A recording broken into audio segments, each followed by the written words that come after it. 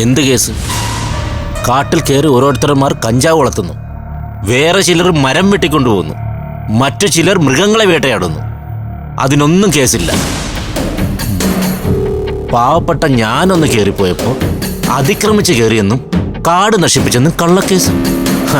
അതെന്ത് നീതി? ഇത് ഞാൻ അംഗീകരിച്ചു കൊടുക്കുന്ന പ്രശ്നമില്ല. ആ പെണ്ണുമ്പോളോട് പോകാൻ പറ, ഞാൻ ഫൈറ്റ് ചെയ്തോളാം. ചെയ്തോ, ആവശ്യത്തിന് ചെയ്തോ. നിന്റെ ഫൈറ്റൊക്കെ എന്തിനോ വേണ്ടി തിളയ്ക്കുന്ന സാമ്പാറാ മഹേന്ദ്ര. ഒക്കെ വെറും വേസ്റ്റ്. ഞാൻ പിന്നെ വിളിക്കാം. അമൃതയെ ബലമായിട്ട് കല്യാണം കഴിക്കാനുള്ള പ്ലാൻ ഇട്ടപ്പോ തന്നെ ലക്ഷ്യം സാധിച്ചില്ലെങ്കിൽ പുലിവാലാവൂന്ന് ഞാൻ നിനക്ക് മുന്നറിയിപ്പ് തന്നതാ. എന്നിട്ടും നീ വേണ്ട ഗൗരവം അതിന് കൊടുത്തില്ല. അമൃതയെ കൈ കിട്ടിയിട്ടും അവസരം ഉപയോഗിക്കാൻ നിനക്ക് കഴിഞ്ഞില്ല. മണ്ടത്തരം കാണിച്ച് നീ എല്ലാം നശിപ്പിച്ചു. ഞാനല്ല ചേച്ചിയെ മണ്ടത്തരം കാണിച്ചത്.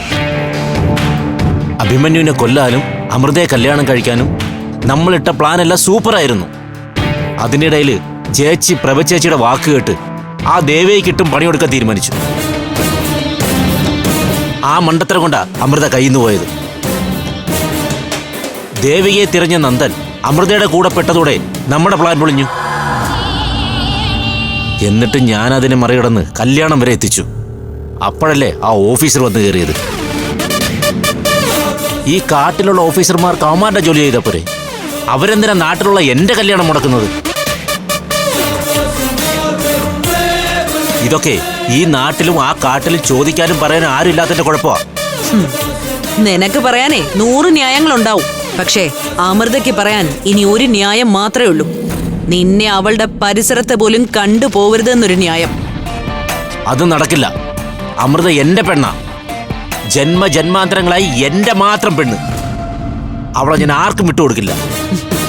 ജന്മങ്ങളുടെ കണക്കൊക്കെ നിന്റെ കയ്യിൽ തന്നെ വെച്ചാ മതി. കാരണം ഭർത്താവിന്റെ സ്ഥാനത്ത് അവളുടെ മനസ്സിൽ അഭിമന്യു മാത്രമേ ഉള്ളൂ. നിന്റെ പേര് പോലും അവളുടെ ഹൃദയത്തിൽ നിന്ന് വെട്ടി. എങ്കിൽ ഈ ജന്മത്തിൽ ഞാൻ അവളുടെ വില്ലനാകും. അവളെ സ്വന്തമാക്കാൻ കഴിയില്ലെങ്കിൽ അവളെയും കൊന്ന് ഞാനും ചാവും.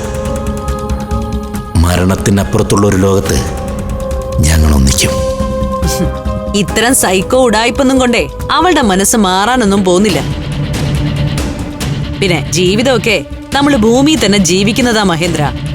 ഈ ജീവിതത്തിന് മുമ്പും ശേഷവും ഇതല്ലാതെ വേറെ ഒരു തേങ്ങയും ഇല്ല. അതുകൊണ്ട് ഇനി എന്ത് ചെയ്യണമെന്ന് ബുദ്ധിപൂർവ്വം ആലോചിക്ക്. എടുത്തു ചാടിയ അബദ്ധം ഒന്നും കാണിക്കരുത്. എന്തായാലും എന്നെക്കുറിച്ച് അമൃതയ്ക്ക് സംശയമൊന്നും ഇതുവരെ തോന്നിയിട്ടില്ല. പക്ഷേ ഭാവിയിൽ നിന്നെ തള്ളി പറയേണ്ടടുത്ത് തള്ളി പറഞ്ഞില്ലെങ്കിൽ പഞ്ചരത്നങ്ങള് എന്നെ അവിശ്വസിക്കും. അത് നമ്മുടെ ലക്ഷ്യങ്ങൾക്ക് തടസ്സമാവും.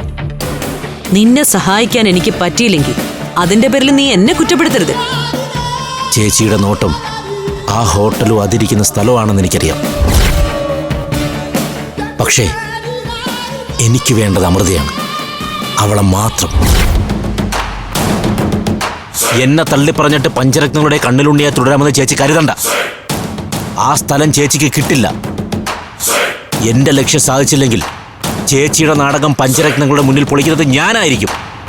ആ കാര്യത്തിൽ ഒരു സംശയവും വേണ്ട.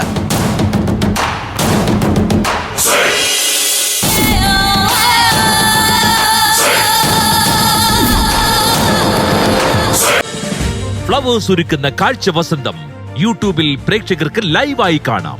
ഫ്ലവേഴ്സ് കോമഡിയിൽ ജോയിൻ ചെയ്യൂ, ആസ്വദിക്കൂ.